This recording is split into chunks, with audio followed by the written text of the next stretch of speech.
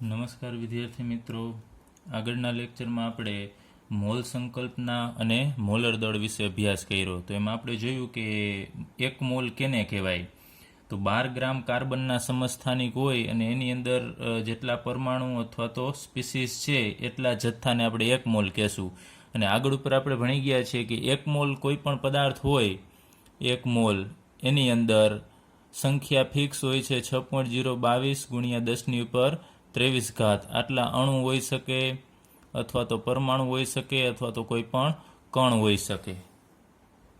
તો કોઈ પણ પદાર્થનો તમે એક મોલ લેશો તો એની અંદર આટલી સંખ્યા, આને આપણે એવોગેડ્રો કહીએ છીએ અને એને એન એ વડે દર્શાવીએ છીએ, એવોગેડ્રો આંક એન એ. અને ત્યારબાદ મોલર દળ વિશે આપણે અભ્યાસ કર્યો હતો. મોલર દળ કેને કહેવાય? તો કોઈ પણ પદાર્થનો તમારે એક મોલ લેવાનો અને એક મોલનું જે દળ છે એ દળને આપણે એનું મોલર દળ કહેશું. એટલે કોઈ પણ પદાર્થના એક મોલના ગ્રામમાં દર્શાવેલા વજનને અથવા દળને આપણે એનું મોલર દળ કહેશું.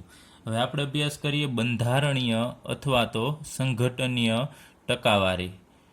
તો પર્સન્ટેજ એટલે કે ટકાવારીથી આપણે બધા પરિચિત છીએ. આમાં જુદી જુદી આપણે સંયોજનમાં કેટલા ટકા છે એની આપણે જાણકારી મેળવવાની છે. હવે જોઈએ કે સંયોજનમાં રહેલ તત્વના ટકા જાણવા છે ઘણા બધા જરૂરી છે. આગળ ઉપર આપણે સંખ્યા વિશે વાત કરી. હવે જે તે સંયોજન છે એમાં કયા કયા તત્વ છે અને કેટલા પ્રમાણમાં છે એટલે કે એના ટકા જાણવા જરૂરી છે. હવે નવું અથવા તો અજ્ઞાત સંયોજન આપણને આપવામાં આવે. માનો કોઈ પણ આપણા માટે નવું સંયોજન છે, જેમ કે પાણી છે, તો એ નવું સંયોજન આપણા માટે જૂનું છે, પણ પાણી જેવું કોઈ પણ તમને નવું સંયોજન બીજું આપે અથવા કોઈ અજ્ઞાત સંયોજન આપે તો આપણને તરત પ્રશ્ન થશે. માનો કે તમને આ એક પાત્ર છે, આ પાત્રની અંદર એક પદાર્થ આપી દીધો, અહીંયા ઘન અવસ્થામાં એક પદાર્થ છે. તમને એમ કે ચાલો આ તમને એક પદાર્થ આપવામાં આવે છે તો તરત તમે પૂછશો કે આ શું છે અને કયા કયા પ્રશ્ન પૂછી શકીએ આપણે કે આની અંદર જે પદાર્થ છે એનું સૂત્ર શું હશે. જેમ કે પાણીનું સૂત્ર H2O થાય છે, એમ આ પદાર્થ છે એનું સૂત્ર શું હશે. અથવા આપણે એમ પણ પૂછી શકીએ કે એની અંદર ઘટકો શું છે, આ પદાર્થ છે એની અંદર કયા કયા તત્વો આવેલા છે. એમ હાઇડ્રોજન છે, ઓક્સિજન છે, નાઇટ્રોજન છે, કાર્બન છે, કયા કયા ઘટકો આવેલા છે એ આપણે પૂછી શકીએ. ત્યારબાદ એમ કહેવામાં આવે કે ચાલો એની અંદર કોઈ પણ પદાર્થ છે એમાં કાર્બન અને હાઇડ્રોજન આવેલા છે અને ઓક્સિજન આવેલો છે, આમ કહેવામાં આવે તો તરત આપણે પૂછશું કે એમાં કાર્બનનું પ્રમાણ કેટલું છે, હાઇડ્રોજનનું પ્રમાણ કેટલું છે, ઓક્સિજનનું પ્રમાણ કેટલું છે. એટલે જુદા જુદા ઘટકો કયા પ્રમાણમાં આવેલા છે એની ટકાવારી છે આપણે એ જાણવી જરૂરી છે. તો અહીંયા કોઈ પણ સંયોજન છે તો પાણી છે એની અંદર હાઇડ્રોજનના કેટલા ટકા છે અને ઓક્સિજનના કેટલા ટકા છે એ જાણવું જરૂરી છે. એની મદદથી આપણે બીજા ઘણા બધા જે પદાર્થ છે એની બીજી માહિતી છે મેળવી શકીએ છીએ. તો આપણે અહીંયા વાત કરીએ તો પ્રમાણિત માહિતીના પૃથ્થકરણ પરથી, માનો કે આપણી પાસે કોઈ પ્રાપ્ત માહિતી છે, પ્રમાણિત સ્ટાન્ડર્ડ કહી શકાય, કોઈ પણ શુદ્ધ પદાર્થ હોય એની આપણી પાસે પ્રાપ્ત માહિતી છે તો એના પૃથ્થકરણ એટલે કે એનું એનાલિસિસ કરવાનું, એના અભ્યાસ ઉપરથી આપણે નમૂનાની શુદ્ધતા પારખી શકીએ છીએ કે આપણને જે પદાર્થ આપેલો છે એ કેટલો શુદ્ધ છે. માનો કે કોઈ પણ શુદ્ધ પદાર્થ છે એમાં કાર્બનનું પ્રમાણ છે એ 50% હોય, એ ફિક્સ છે કે શુદ્ધ પદાર્થ માનો કે કોઈ પણ છે એની અંદર કાર્બનનું પ્રમાણ 50% છે ને આપણને જે નમૂનો આપવામાં આવે એમાં 40% જ હોય, તો આપણને ખબર પડી જાય કે એ પદાર્થ છે શુદ્ધ છે નહીં, કેમ કે શુદ્ધ માટે 50% હોવો જરૂરી છે. તો આ ટકાવારી ઉપરથી આપણે કોઈ પણ પદાર્થ છે શુદ્ધ છે કે નહીં એ પણ આપણે નક્કી કરી શકીએ છીએ.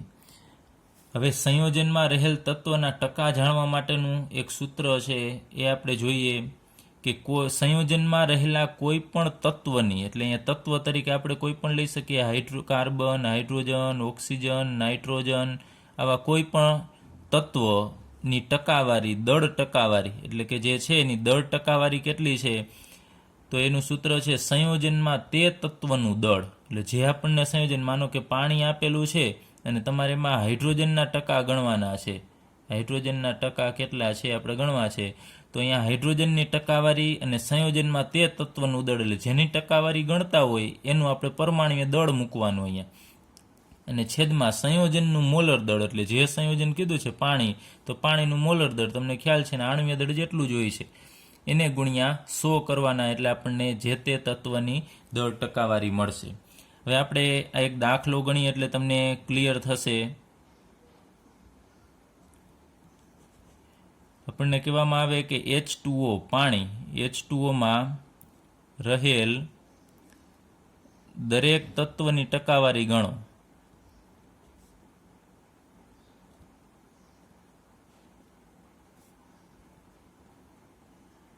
ચલો, H2Oમાં દરેક તત્વ એટલે કેટલા તત્વ છે? તમને ખ્યાલ છે 2 જ તત્વ છે આમાં, એક હાઇડ્રોજન છે અને ઓક્સિજન છે. 2 જ તત્વ છે, તો એ બંને તત્વની આપણે ટકાવારી ગણવાની છે. એ દળ ટકાવારી ગણવા માટે આપણી પાસે જે અહીંયા સંયોજન આપેલું છે, આ H2O છે એ સંયોજન છે, યાદ રાખજો, કેમ કે જુદા જુદા તત્વનું બનેલું છે. તો અહીંયા H2O સંયોજનનું આપણી પાસે મોલર દળ હોવું જોઈએ.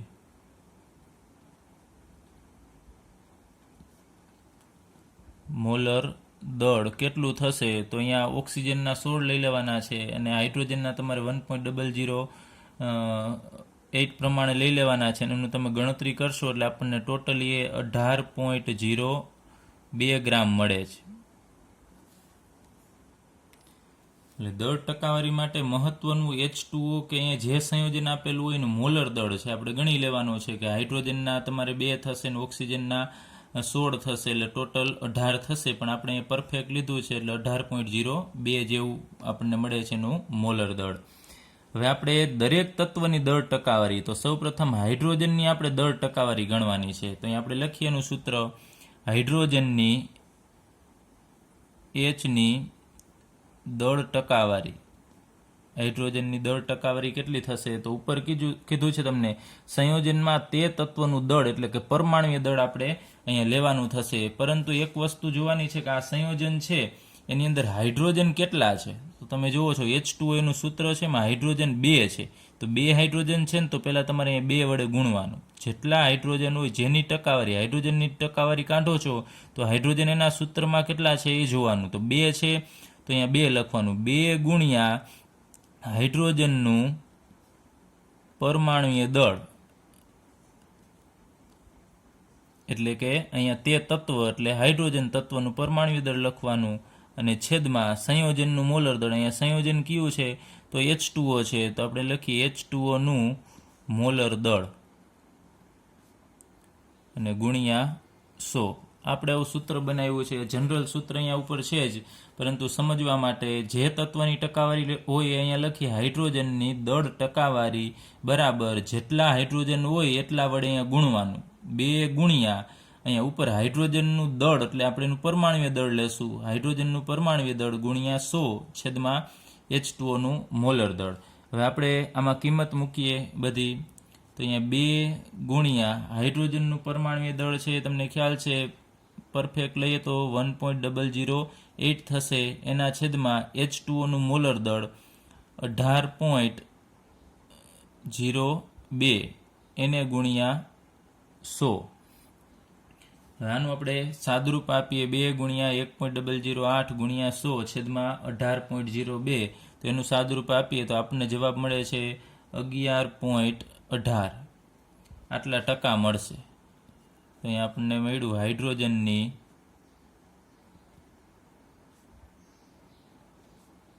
દળ ટકાવારી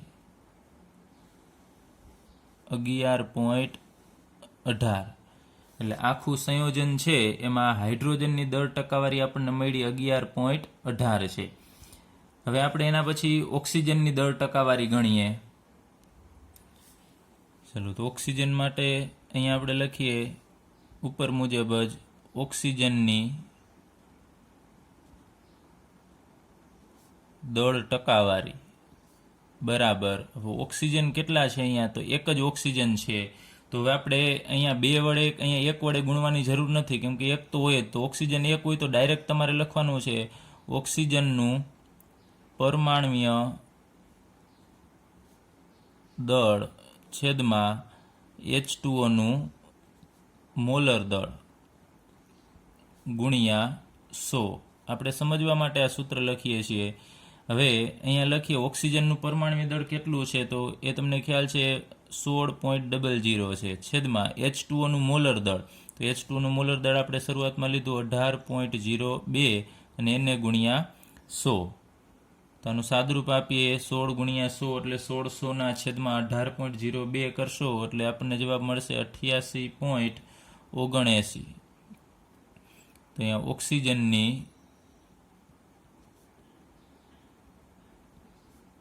દળ ટકાવારી આપણને મળશે 88.79. હવે આ બંનેનો સરવાળો તમે કરશો તો કેટલો થશે? તો આ બંનેનો 11.18 અને 88.79 નો આપણે સરવાળો કરીએ તો આપણને 99.97 જેવો મળે છે. ટૂંકમાં 99.9 ઉપર જે 97, 98 કે 99 તમને મળી શકે. એટલે બંનેનો એપ્રોક્સિમેટલી સરવાળો છે 100ની આસપાસ, એટલે કે 99.97, 98ની આસપાસ હોય એટલે એ તમારું સાચું પડે. કેમ કે આખું સંયોજન છે એને આપણે 100% ગણવાનું થાય. આ ટોટલ H2O છે, અહીંયા આપણે વાત કરીએ કે ચાલો H2O, તો આખા સંયોજનને આપણે 100% ગણવાનું થશે. એમાં રહેલા 2 હાઇડ્રોજન આવી જાય અને ઓક્સિજન આવી જશે. તો એમાં હાઇડ્રોજન છે એની ટકાવારી થશે આપણે અહીંયા કીધું એમ 11.18 અને ઓક્સિજનની ટકાવારી આપણને મળી 88.79. તો એ બંનેનો તમે સરવાળો કરશો એટલે 100ની નજીકમાં આવવું જોઈએ. 99.97 જેવો મળે છે આટલા ટકા, એટલે 100ની નજીક કહેવાય. એ વેલ્યુ છે અમુક આપણે 100% ન આવે એનું કારણ છે કેલ્ક્યુલેશનમાં પાછળના અંક આપણે નથી લેતા પૂરેપૂરા, એટલે એટલું વેરિએશન થોડું આવશે. પણ 99.97, 98, 99ની આસપાસ તમને જવાબ મળવો જોઈએ. એટલે આ ટૂંકમાં એવું કહેવા માંગે છે કે આખું સંયોજન 100% છે, તેમાં હાઇડ્રોજનનો ભાગ કેટલો છે એનું દળ, તો 11.18% અને 88.79% છે ઓક્સિજનનું દળ છે. ચલો હવે આપણે ત્યારબાદ લઈએ ઇથેનોલ. ઇથેનોલનું અણુસૂત્ર થશે C2H5OH અને આપણે ઇથેનોલ કહેશું. ઇથેનોલમાં 2 કાર્બન હોય છે અને હાઇડ્રોજન તમે ટોટલ ગણો તો 5 અહીંયા ને 1 અહીંયા, 6 હાઇડ્રોજન છે અને 1 ઓક્સિજન છે.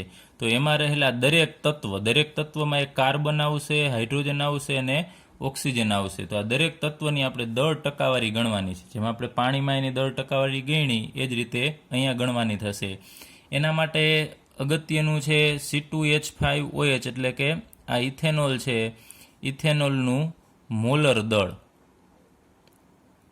એ ઘણું અગત્યનું છે. તો અહીંયા આપણે લખીએ 2 કૌંસમાં અહીંયા C પ્લસ 5 કૌંસમાં હાઇડ્રોજન પ્લસ 1 ઓક્સિજન છે અને પ્લસ 1 હાઇડ્રોજન છે. અહીંયા કૌંસમાં C એટલે આપણે આ બધાના પરમાણુય દળ અહીંયા છે મૂકવાના થશે.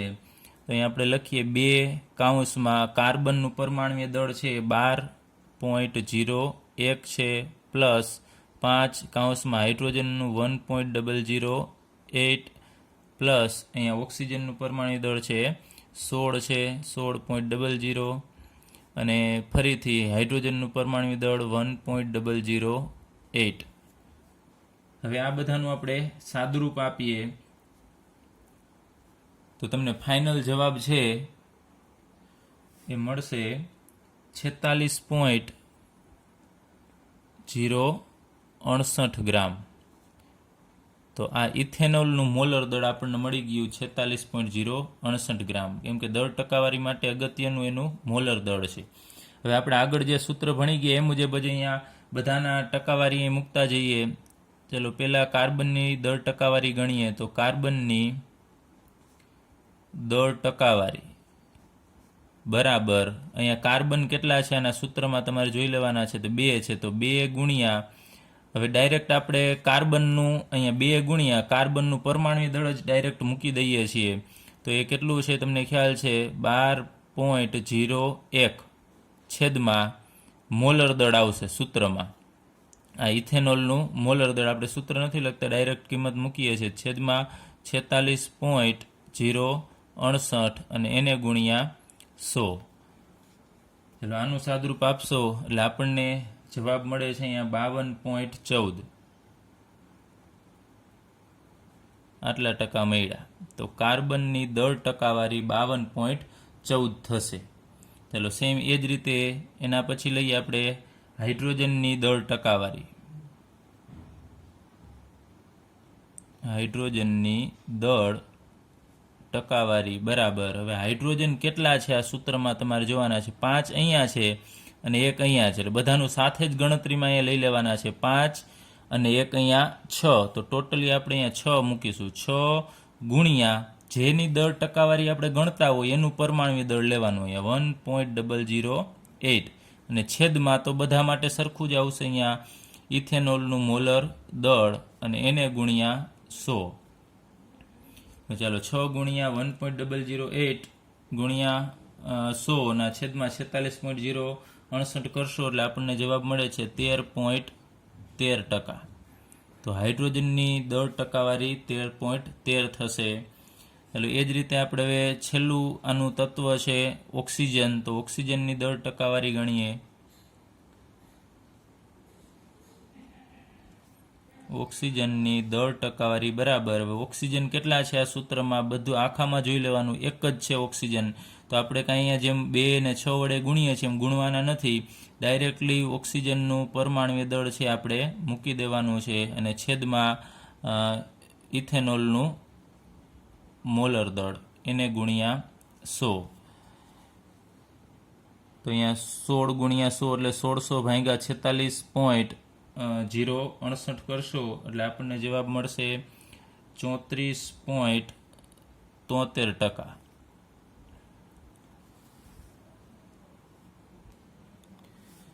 હવે આપણી પાસે ઇથેનોલ હતું અહીંયા C2H5, અથવા તો તમે ડાયરેક્ટલી અહીંયા જો સરવાળો કરીને 6 મૂકો તો કોઈ પ્રોબ્લેમ નથી, પણ આપણે અત્યારે આમ જ દર્શાવીએ C2H5OH. આખું સંયોજન છે એમાં રહેલા બધા તત્વની દળ ટકાવારી ગણશો એટલે 100% થશે આખા સંયોજન. તેમાં કાર્બનની આપણને મળી 52.14%. આ હાઇડ્રોજન ટોટલ આપણે 5 ને 6 ગણ્યા તો એના 13.13%, અને ઓક્સિજનની દળ ટકાવારી આપણને મળે છે 34.73%. તો આ બધાનો તમે સરવાળો કરશો, આ બધા તત્વની દળ ટકાવારી છે તો આપણને 100 મળશે. એટલે બધામાં 100 પરફેક્ટ મળે એવું જરૂરી નથી. 99.99, 96, 97, 98 ની આસપાસ છે તમને મળશે. તો આની ઉપરથી આપણે એટલો અંદાજ લગાવી શકીએ કે આ સંયોજનનું જે દળ હશે એમાં 52.14% હિસ્સો છે કાર્બનનો હશે. ત્યારબાદ હાઇડ્રોજન ભલે 5 ને 6 હાઇડ્રોજન છે, અહીંયા કાર્બન 2 જ છે, જ્યારે હાઇડ્રોજન 6 છે, તો 6 હાઇડ્રોજનનું દળ માત્ર 13.13% જ થશે, એટલે વધુ હિસ્સો કાર્બનનો છે. ત્યારબાદ બીજા નંબરે ઓક્સિજન આવશે 34.73, અને ત્રીજા નંબરે હાઇડ્રોજન આવશે, કારણ કે હાઇડ્રોજન છે હલકું તત્વ છે એટલા માટે. હેલો, તો આ રીતે હવે તમને કોઈ પણ અહીંયા સંયોજન આપે અને એનું સૂત્ર આપે તો તેમાં રહેલા તત્વની ટકાવારી હવે તમને ગણતા આવડતી હોવી જોઈએ. એનું મોલર દળ આપે તો કોઈ પ્રોબ્લેમ નથી, ન આપે તો આપણે આ રીતે મેળવી લેવાનું છે, અને એક સૂત્ર આ રીતે તમારે મૂકી અને દરેકની જેટલા તત્વ હોય એટલા અહીંયા સ્ટેપ થશે, અને એટલો તમારે દાખલો છે એ ગણવો પડશે. હવે આપણે આણ્વીય સૂત્ર માટે પ્રમાણસૂચક સૂત્ર આપણે ભણીએ. કઈ રીતે પ્રમાણસૂચક સૂત્ર મેળવવાનું અને એના ઉપરથી આણ્વીય સૂત્ર મેળવવાનું. એના પહેલાં તો આપણે અભ્યાસ કરીએ પ્રમાણસૂચક સૂત્ર શું છે અને આણ્વીય સૂત્ર શું છે. તો સૌપ્રથમ આપણે અહીંયા જોઈએ ગ્લુકોઝ માટેનું સૂત્ર. એક તમને ખ્યાલ છે ગ્લુકોઝનું સૂત્ર થશે એનું આણ્વીય સૂત્ર બરાબર C6H12O6 થશે. આ એનું આણ્વીય સૂત્ર છે. હવે આ આણ્વીય સૂત્ર શું સૂચવે છે કે આ આખો અણુ છે, તો ગ્લુકોઝના એક અણુની અંદર 6 કાર્બન છે, 12 હાઇડ્રોજન છે અને 6 ઓક્સિજન છે, એવું સૂચવે છે ગ્લુકોઝનું આણ્વીય સૂત્ર. હવે એનું પ્રમાણસૂચક સૂત્ર કઈ રીતે મેળવવું? તો આ આખું જે એક અણુ છે એનું આણ્વીય સૂત્રમાંથી આપણે સામાન્ય કાઢી નાખવાનું. તો તમને ખબર છે આ બધામાંથી 6 સામાન્ય નીકળે છે, તો 6 તમે 12 કાઢી નાખશો એટલે પાછળ અહીંયા 1 કાર્બન વધશે, 12માંથી 6 નીકળશે એટલે અહીંયા 2 હાઇડ્રોજન વધશે, અને અહીંયા 6 ઓક્સિજન છે એમાંથી 6 સામાન્ય કાઢશો એટલે 1 O વધશે. તો આમાંથી તમે સામાન્ય કાઢી નાખ્યું, છેલ્લે જે મળ્યું ને એને આપણે પ્રમાણ સૂચક સૂત્ર કહેશું. તો પ્રમાણસૂચક સૂત્ર શું સૂચવે છે કે કાર્બનની સાપેક્ષે હાઇડ્રોજન કેટલા છે અને હાઇડ્રોજનની સાપેક્ષે ઓક્સિજન કેટલા છે એવું સૂચવે છે. તો આપણે જોઈએ કે કાર્બન પ્રમાણસૂચક સૂત્ર એ કહે છે કે એક કાર્બન હોય તો સામે 2 હાઇડ્રોજન હોય, અને 2 હાઇડ્રોજન હોય તો સામે એક ઓક્સિજન હોય, એવું પ્રમાણસૂચક સૂત્ર કહે છે. કાર્બન 1 હોય તો હાઇડ્રોજન 2, એટલે કાર્બન કરતાં હાઇડ્રોજન બમણા હોય. તો એના આણ્વીય સૂત્રમાં તમે જોઈ શકો છો, કાર્બન 6 છે તો હાઇડ્રોજન એના બમણા 12 છે. પછી બીજી રીતે કહેવું હોય તો કાર્બન 1 હોય તો સામે ઓક્સિજન 1 છે એના પ્રમાણસૂચક સૂત્રમાં. તો કાર્બન ને ઓક્સિજન બે સરખા હોય તો એના આણ્વીય સૂત્રમાં તમે જુઓ કાર્બન 6 છે તો ઓક્સિજન પણ 6 છે. તો લઈએ પ્રમાણસૂચક સૂત્ર શું છે? સંયોજનમાં રહેલા જુદા જુદા પરમાણુઓની પૂર્ણ સંખ્યાનો સરળ ગુણોત્તર દર્શાવે છે. અને બીજી રીતે આપણે કેવું હોય કે અહીંયા જો આ બધી પૂર્ણ સંખ્યા છે, કાર્બન 1 છે, હાઇડ્રોજન 2 છે અને ઓક્સિજન 1 છે, પૂર્ણ સંખ્યા છે, એનો સરળ ગુણોત્તર કે આમાં કેવું હોય તો કહી શકાય કાર્બન 1 તો હાઇડ્રોજન 2 તો 1:2:1. તો કાર્બન 1 છે, હાઇડ્રોજન 2 છે અને ઓક્સિજન 1, એનો સરળ ગુણોત્તર દર્શાવે છે પૂર્ણ સંખ્યાનો. એટલે કેની સાપેક્ષે કયા તત્વનું પ્રમાણ કેટલું છે એ પ્રમાણસૂચક સૂત્ર દર્શાવે છે. અને આણ્વીય સૂત્ર શું દર્શાવે છે કે સંયોજનમાં રહેલા જુદા જુદા પ્રકારના પરમાણુઓની ચોક્કસ સંખ્યા દર્શાવે છે. સંયોજનની અંદર એક અણુ હોય તો એની અંદર ચોક્કસ સંખ્યા કે કાર્બન 6 જ હોય, એમાં ગ્લુકોઝમાં એક અણુમાં હાઇડ્રોજન 12 જ હોય અને ઓક્સિજન 6 જ હોય, ચોક્કસ સંખ્યા સૂચવે છે.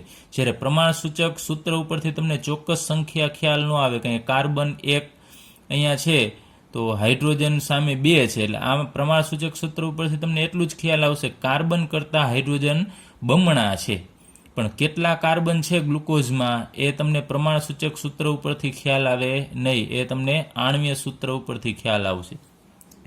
તો ફરીથી એક વખત ટૂંકમાં આણ્વીય સૂત્ર છે એ સંયોજનમાં રહેલા તત્વની ચોક્કસ સંખ્યા દર્શાવે છે, અને પ્રમાણસૂચક સૂત્ર છે એ સંયોજનમાં રહેલા જુદા જુદા તત્વોનો સરળ ગુણોત્તર એટલે એકની સાપેક્ષે બીજા કેટલા પરમાણુ છે એ સૂચવે છે. હવે સંયોજનમાં રહેલા જુદા જુદા તત્વની જો આપણે દળ ટકાવારી જાણતા હોય, આગળ ઉપર આપણે ભણી ગયા દળ ટકાવારી કાર્બન હાઇડ્રોજનના કેટલા દળ ટકા છે એ જાણતા હોય તો આપણે એનું પ્રમાણસૂચક સૂત્ર નક્કી કરી શકીએ છીએ. દળ ટકાવારી ઉપરથી પ્રમાણસૂચક સૂત્ર નક્કી થાય. અને જો આપણે મોલર દળ જાણતા હોય કોઈ પણ સંયોજનનું તો આપણે એનું આણ્વીય સૂત્ર પણ ગણી શકીએ છીએ, મેળવી શકીએ છીએ. કોઈ પણ અજ્ઞાત પદાર્થ હોય, આપણને ખ્યાલ ન હોય કે આનું સૂત્ર શું છે, તો એનું આપણને મોલર દળ ખ્યાલ હોય તો એની ઉપરથી આપણે એનું આણ્વીય સૂત્ર છે એ મેળવી શકીએ છીએ. એના માટે દળ ટકાવારી જરૂરી છે. મોલર દળ તો આ બધું છે માસ સ્પેક્ટ્રોમીટર સાધનની મદદથી આપણે મેળવી શકીએ છીએ. દળ ટકાવારી પણ ખ્યાલ આવી જાય તો એના આધારે આપણે એ સંયોજનનું આણ્વીય સૂત્ર ગણી શકીએ. તો આના માટેનો આપણે એક દાખલો ગણીએ જે પાઠ્યપુસ્તકમાં આપેલો છે. ચલો હવે આપણે કોયડો 1.2 ગણીએ. એની રકમ છે ટૂંકમાં જોઈએ. એક સંયોજન છે કે જેની અંદર 4.07% હાઇડ્રોજન આવેલો છે, 24.27% કાર્બન છે અને 71.65% ક્લોરીન આવેલો છે. અને આ જ સંયોજનનું મોલર દળ આપેલું છે આપણને 98.96 ગ્રામ. તો આપણે એનું પ્રમાણસૂચક સૂત્ર અને આણ્વીય સૂત્ર છે મેળવવાનું છે. આપણે હમણાં આગળ જ અહીંયા વાત કરી કે મોલર દળ જાણતા હોય તો એનું આણ્વીય સૂત્ર ગણી શકાય. તો મોલર દળ આપણી પાસે છે 98.96 ગ્રામ. હવે આપણે આને થોડી શોર્ટ મેથડથી આપણે ગણીએ દાખલો. સૌપ્રથમ આપણે અહીંયા એક નાનું એવું ટેબલ બનાવીશું, એની મદદથી આપણે આ પ્રમાણસૂચક સૂત્ર મેળવીશું, ત્યારબાદ આણ્વીય સૂત્ર. તો સૌપ્રથમ અહીંયા આપણે લખીએ જે તે તત્વ એ કયું તત્વ આપેલું છે એ. તો આપણી પાસે 3 તત્વ છે આ સંયોજનની અંદર, હાઇડ્રોજન, કાર્બન અને ક્લોરીન. તો અહીંયા દર્શાવી દઈએ. સૌપ્રથમ કાર્બન દર્શાવીએ, પછી હાઇડ્રોજન દર્શાવી દઈએ અને પછી ક્લોરીન દર્શાવીએ. આ 3 તત્વ છે, કાર્બન, હાઇડ્રોજન, ક્લોરીન. ત્યારબાદ તમારે અહીંયા જે સંયોજન છે એનું આપણે પરમાણ્વીય દળ લખવાનું છે. પરમાણ્વીય દળ. ત્યારબાદ આપણે આ સંયોજન છે એની દળ ટકાવારી આપણે લખીશું. દળ ટકા કેટલા છે એ આપણે લખીશું.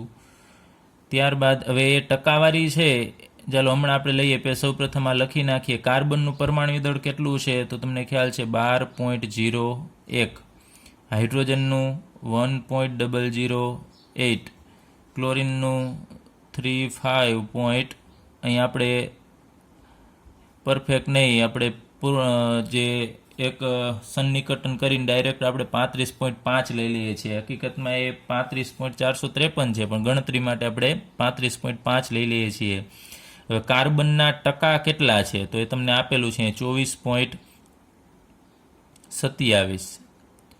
ત્યારબાદ હાઇડ્રોજનના ટકા કેટલા છે તો 4.07 અને ક્લોરિનના કેટલા છે તો 71.65. હવે અહીંયા આપણે આ જે દળ ટકાવારી છે ને આપણે ગ્રામમાં લખવું હોય તો લખી શકાય. આ વજન છે આપણે ટકાવારીની જગ્યાએ ગ્રામમાં પણ લઈ શકીએ, કારણ કે ટકા 100 છે તો આપણે એમ માનો કે ધારી લઈએ કે આપણી પાસે 100% છે, એની જગ્યાએ આપણે લઈ લઈએ આપણી પાસે સંયોજન 100 ગ્રામ હોય. 100% એટલે આપણે કહીએ કે 100 ગ્રામ. 100 ગ્રામમાંથી કાર્બન, આમાંનું સંયોજન છે આપણે 100 ગ્રામ લીધું હોય તો 100 ગ્રામમાંથી કાર્બન 24.27 ગ્રામ હોય, હાઇડ્રોજન 4.07 ગ્રામ હોય, ક્લોરિન છે 71.65 ગ્રામ હોઈ શકે. જો આપણે ટકાવારીના અનુસંધાનમાં આપણે એને ગ્રામમાં ફેરવીએ તો, એટલે આપણે અહીંયા ગ્રામની જરૂર પડશે તો લઈ લઈએ કે આ બધા અત્યારે ગ્રામ, એટલે જે ટકા છે ને એને આપણે અત્યારે ગ્રામમાં લઈ લેવા છે, જેથી કરીને આપણે આગળ ઉપર કેલ્ક્યુલેશન કરી શકીએ. ચાલો 3 કોલમ લખ્યા પછી આપણે હવે આનું મોલ મેળવવાના છે. તો મોલનું સૂત્ર શું છે તમને ખ્યાલ છે? દળના છેદમાં મોલર દળ. મોલ મેળવીશું. હવે દળ, તો અહીંયા આપણી પાસે દળ છે, દળ ટકાવારીનું જે 24.27 છે ને આપણે હવે અહીંયા ગ્રામમાં લખી નાખીશું. તો 24.27 એ ગ્રામ એ દળ છે, ને મોલર દળ એટલે હવે અહીંયા કાર્બન તત્વ છે તો એ મોલર દળની જગ્યાએ આપણે એનું પરમાણ્વીય દળ મૂકીશું. તો દળના છેદમાં આપણે પરમાણ્વીય દળ મૂકવાનું છે એટલે આપણને મોલ મળશે. એટલે જે આપણે મેળવીશું એ મોલ છે. તો 24.27 ના છેદમાં આપણે મૂકવાનું થશે 12.01. એ જ રીતે અહીંયા આના મોલ મેળવવા માટે દળના છેદમાં એનું પરમાણ્વીય દળ 4.07 ના છેદમાં 1.008. એ જ રીતે અહીંયા 71.65 ના છેદમાં 35.5 એટલે આપણે મોલ મેળવીએ છીએ. હવે આનું સાદરૂપ આપીએ તો 24.27 છે એને ભાગ્યા 12.01 કરશો એટલે આપણને જવાબ મળે છે 2.021 એટલે 2.021. ત્યારબાદ અહીંયા 4.07 ભાગ્યા 1.008 કરશો એટલે જવાબ મળે છે 4.037. ત્યારબાદ આનું સાદરૂપ આપીએ તો એનો જવાબ મળે છે 2.018. એટલે આ જે મળ્યા આપણને 2, 4, 2 એ બધા મોલ છે. હવે આપણે શું કરીએ કે જે મોલ મળ્યા છે એમાંથી સૌથી નાની સંખ્યા કઈ છે? તો 2.021 કરતાં પણ અહીંયા 2.018 છે. આ નાના છે, તમને ખ્યાલ છે. તો આપણે સૌથી નાની સંખ્યા વડે આ બધાને ભાગીએ. સૌથી નાના મોલ અથવા તો ઓછા મોલ, ઓછા મોલ વડે દરેકને ભાગતા આપણે ભાગવાના છે, ભાગાકાર કરવાનો છે. સૌથી નાના અથવા ઓછા મોલ કેના છે? તો અહીંયા 2.018. ક્લોરિનના મોલ બધાથી ઓછા છે તો આપણે બધાને એના વડે ભાગીએ. તો પેલું છે અહીંયા 2.021, એને ભાગ્યા તમારે ઓછી સંખ્યા છે 2.018 એના વડે ભાગવાનું છે.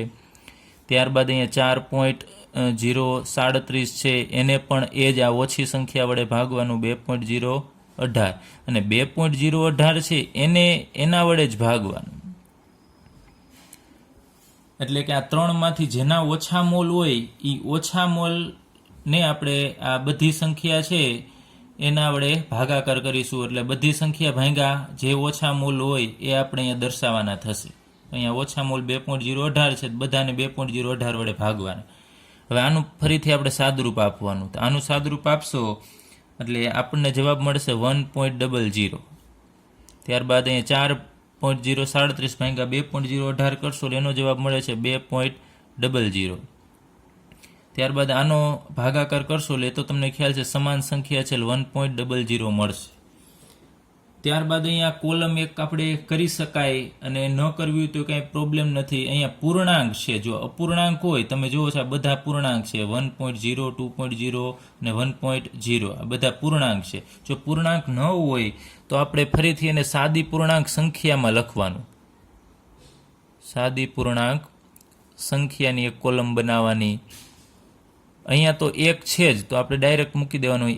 અહીંયા 2.0 છે તો અહીંયા 2 અને 1.0 છે તો અહીંયા 1. પણ માનો કે અહીંયા 1.9095 હોય તો 2ની નજીક હોય તો અહીંયા 2 થશે. અહીંયા 2.0 માનો 2 હોય 2.02 તો એ 2ની નજીક કહેવાય તો 2. એટલે જો પોઈન્ટમાં હોય ને તો એને આપણે પૂર્ણાંકમાં દર્શાવવું પડે. હવે આ આપણે ટેબલ બની ગયું. ફરીથી જોઈએ, તત્વ લખવાના, પછી એનું પરમાણુ દળ, પછી એના દળ ટકા છે આપણે ગ્રામમાં લઈ લેવાના કે ગ્રામ છે એમ ટૂંકમાં ટકાવારી અહીં લખી નાખવાની છે તમારે. પછી મોલ માટે આ દળના છેદમાં પરમાણુ દળ લખવાનું. એનો આપણે અહીંયા જે જવાબ મળશે એમાં સૌથી નાની સંખ્યા કઈ છે એ જોવાની. તો આ બધા જ મોલ છે એને આપણે સૌથી નાની સંખ્યા વડે ભાગીશું એટલે અહીંયા આપણને એક સંખ્યા મળશે. એ સંખ્યા જો પૂર્ણાંકમાં ન હોય તો આપણે ફરીથી એને પૂર્ણાંકમાં ફેરવવાની. અહીંયા પોઈન્ટમાં અહીંયા તો પૂર્ણાંક જ છે પણ 1.2 કે એ રીતે હોય તો એ જેની નજીક હોય 1ની નજીક કે 2ની નજીક એટલા વડે અહીંયા તમારે દર્શાવવાનું થશે. હવે અહીંયા તમે જોશો તો અહીંયા કાર્બન છે એની છેવટે અહીંયા સાદી પૂર્ણાંક સંખ્યા 1 મળે છે. હાઇડ્રોજનની છેવટે તમે જોશો તો સાદી પૂર્ણાંક સંખ્યા 2 અને ક્લોરીન છે એની સાદી પૂર્ણાંક સંખ્યા 1 મળશે. તો આના ઉપરથી આપણે પ્રમાણ સૂચક સૂત્ર મેળવીશું. તો હવે લખીએ પ્રમાણ સૂચક સૂત્ર.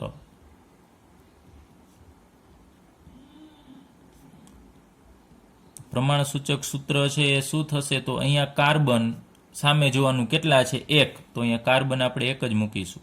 ત્યારબાદ હાઇડ્રોજન અહીંયા છેલ્લી સંખ્યા કઈ મેળવી હાઇડ્રોજન માટે 2 તો હાઇડ્રોજન અહીંયા 2 મૂકીશું H2 અને ક્લોરીન છે અહીંયા કેટલા છે તો 1 છે તો અહીંયા આપણે Cl મૂકીશું. તો CH2Cl એ આપણને એનું પ્રમાણ સૂચક સૂત્ર મળશે. હવે આપણે એક સાથે સાથે પ્રમાણ સૂચક સૂત્રનું દળ આપણે મેળવી લઈએ. પ્રમાણ સૂચક સૂત્રનું દળ કેટલું થશે તો 1 કાર્બન છે, ત્યારબાદ 2 હાઇડ્રોજન છે અને 1 ક્લોરીન છે. તો અહીંયા આપણે કાર્બનનું દળ છે કેટલું છે તો એ અહીંયા આપણે લખ્યું હતું 12.01 પ્લસ અહીંયા 2 કૌંસમાં હાઇડ્રોજનનું દળ છે 1.008 પ્લસ ક્લોરીનનું 35.5 લીધું છે. તો આ બધાનો તમે સરવાળો કરશો, સાદરૂપ આપશો, આ બંનેનો ગુણાકાર કરી આ 3 નો સરવાળો કરવાનો તો ફાઇનલી આપણને જવાબ મળે છે 409.52 ગ્રામ મળશે. તો આ જે મળ્યું એ પ્રમાણ સૂચક સૂત્ર દળ મળે છે. એટલે અહીં લખી નાખીએ પ્રમાણ સૂચક સૂત્ર દળ. એક જવાબ આપણને મળી ગયો છે પ્રમાણ સૂચક સૂત્ર CH2Cl. હવે આપણે બીજું હજી મેળવવાનું છે આણ્વીય સૂત્ર. તો આણ્વીય સૂત્રનું આપણે એક સૂત્ર મૂકીએ ફરીથી.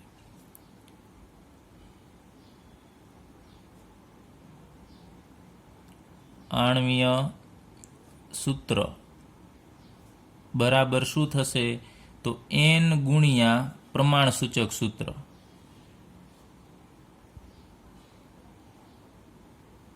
આ એક સૂત્ર છે. આણ્વીય સૂત્ર બનાવવા માટે તમારે n ગુણ્યા પ્રમાણ સૂચક સૂત્ર કરવાનું. એ પ્રમાણ સૂચક સૂત્ર છે એ અહીંયા મૂકવાનું n ગુણ્યા n. તો આપણને સવાલ થશે કે આ n શું છે તો એ એક પ્રકારનો ગુણક છે, એક ગુણક સંખ્યા છે. તો આપણે લખીએ ગુણક સંખ્યા n એટલે n ની વેલ્યુ કેટલી થશે તો આપણે એના માટેનું એક સૂત્ર છે. તમારે ઉપર લખવાનું થશે મોલર દળ અને છેદમાં જે આપણને પ્રમાણ સૂચક સૂત્ર મળ્યું એનું દળ. પ્રમાણ સૂચક સૂત્ર દળ એ બંનેનો ગુણોત્તર લેવાનો એટલે મોલર દળના છેદમાં પ્રમાણ સૂચક સૂત્ર દળ. તો મોલર દળ છે એ આપણને રકમમાં આપેલું છે. અહીંયા મોલર દળ બરાબર 98.96 ગ્રામ છે. એ આપણે અહીંયા મૂકીએ 98.96 એના છેદમાં પ્રમાણ સૂચક સૂત્ર દળ આપણે ઉપર મેળવ્યું 49.52. તો આનો ભાગાકાર કરીએ 98.96 ડિવાઇડેડ બાય 49.52, તો આપણને જવાબ મળે છે 1.99. 1.99 મળે છે. હવે 1.99 છે એ કેની નજીક છે? એપ્રોક્સિમેટલી આપણે સાદી પૂર્ણાંક સંખ્યા અહીં લખવી હોય તો 2 થશે, કેમ કે 1.99 એટલે 2ની નજીક છે. તો અહીં એનની વેલ્યુ આપણને 2 મળી. અહીંયા આ રીતે તમને અપૂર્ણાંક આવે, જેમ આપણે અહીંયા કીધું હતું કે નાની પૂર્ણાંક સંખ્યા છે અહીંયા જે મળે છે આ તો પૂર્ણાંકમાં જ હતી, પણ માનો કે અહીંયા પણ અહીંયા નીચે મુજબ 1.99 આવે તો એને આપણે 2માં કન્વર્ટ કરવી પડશે. તો અહીંયા જે સાદી નાની પૂર્ણાંક સંખ્યા લખી એમ અહીંયા જો અપૂર્ણાંક હોય તો તમારે એને પૂર્ણાંકમાં ફેરવી નાખવાનું. 1.99 હોય તો 2, 98 હોય તો 2, 90 હોય તો 2, અથવા 1.8 મળે તો 2, એટલે 1.5ની ઉપર ના હોય તો તમારે સામાન્ય રીતે આપણે કહી શકાય કે 2ની નજીક ગણાય. હવે એનની વેલ્યુ અહીંયા 2 છે, આપણે અહીંયા મૂકી દઈએ આ સૂત્રમાં, આણ્વીય સૂત્ર માટે. એનની જગ્યાએ 2, પછી ગુણ્યા પ્રમાણસૂચક સૂત્ર શું છે? તો CH2Cl એ પ્રમાણસૂચક સૂત્ર છે. તો એ તમારે અહીંયા કાર્બન અહીંયા તમે જુઓ છો કે નીચે અહીંયા દર્શાવેલું કાંઈ નથી, એટલે એક કાર્બન હોય તો એક કાર્બન ગુણ્યા 2 તો 2 કાર્બન થશે C2. ત્યારબાદ અહીંયા 2 હાઇડ્રોજન છે એને ગુણ્યા 2, એટલે આ બંનેનો ગુણાકાર કરવાનો. 2 ગુણ્યા 2 એટલે હાઇડ્રોજન 4 થશે. ત્યારબાદ અહીંયા ક્લોરીન 1 છે એને ગુણ્યા 2 કરવાનું, તો ક્લોરીન 2 થશે. તો આ જે આપણને મળ્યું એ આણ્વીય સૂત્ર મળ્યું. તો એ સંયોજનનું આણ્વીય સૂત્ર હશે C2H4Cl2. તો 2 જવાબ આપણને માંગ્યા હતા, એક પ્રમાણસૂચક સૂત્ર અને બીજું આણ્વીય સૂત્ર, એ આપણે મેળવી લીધું. એક આણ્વીય સૂત્ર માટેનું આ એક સૂત્ર યાદ રાખજો, n ગુણ્યા પ્રમાણસૂચક સૂત્ર. n કેટલું હોય? તો મોલર દળના છેદમાં પ્રમાણસૂચક સૂત્ર દળ છે તમારે લખવાનું. અને આ મુજબનું કોષ્ટક છે એ તમે બનાવશો તો તમને ઇઝીલી તમે આ દાખલો છે ગણી શકશો.